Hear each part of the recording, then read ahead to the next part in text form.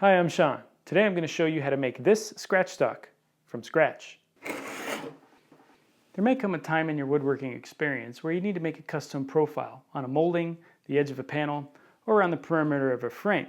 Chances are there may not be a router bit or a molding plane that will make those profiles for you. And custom-made router bits can be expensive. Enter the scratch stock. This simple tool holds a cutter made out of a thin piece of steel. You can use a bit of a card scraper, recycle an old handsaw blade, or do like I did and use my old bandsaw blade. Let me show you how I did it.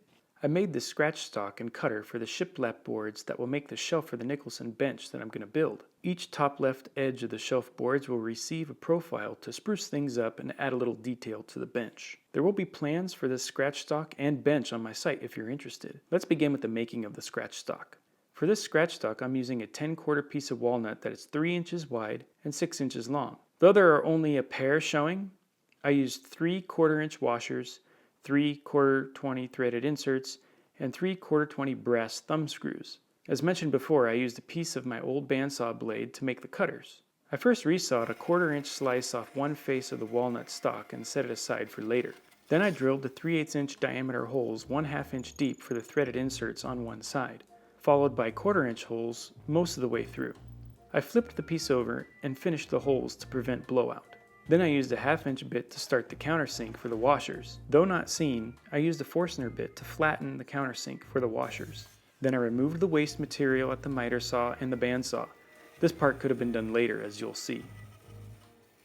Initially, I sliced the walnut stock only partially to the end, leaving about 1 inch uncut. With the piece separated, I drove the threaded inserts into the 3/8-inch holes. I found it easier to drive them in with a machine bolt than to use the machine slots in the inserts. Then the 1/4-inch slice was glued back onto the same face it was cut from. When the glue dried, I cleaned the edges and removed the waste at the bandsaw again.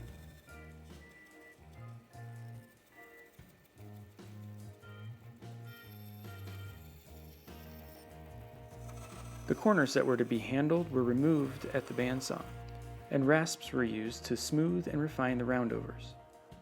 I started with a relatively coarse rasp, then moved to a flat Shinto rasp, and finished with an RU flat detail rasp. This rasp left a surface good enough for finish, at least for a tool. The surface that was to be referenced on the board to be profiled needed a bevel on each side to tilt the scratch stock. Those bevels were cut with a handsaw and then smoothed with chisels paring downward.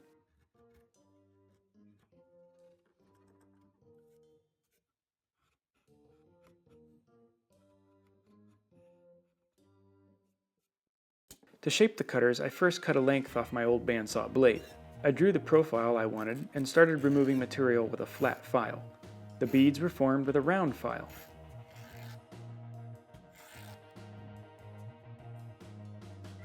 The cutter was placed in the scratch stock, tightened up, and put to test. Starting at the front end of the board and working back, lightly press the scratch stock against the top and side of the board and tilt it forward to take an initial light cut.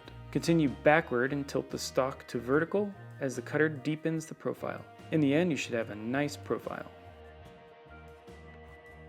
A little more shaping and detail work for the comfort and style, then the finish is applied. Again, I used dark walnut Danish oil to blend the sapwood with the heartwood.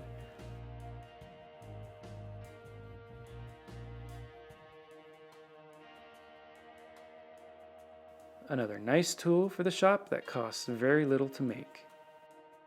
This little tool will come in real handy at my upcoming bench build. Check out my site for plans on this and the bench that I'll be building in the coming months. If you like this video, please share and subscribe for more project and tip videos. I'm Sean. Thanks for watching. I'll see you next time. To keep up with current projects, follow me on Twitter and Instagram. And for even more news and projects, go to spunjinworks.com.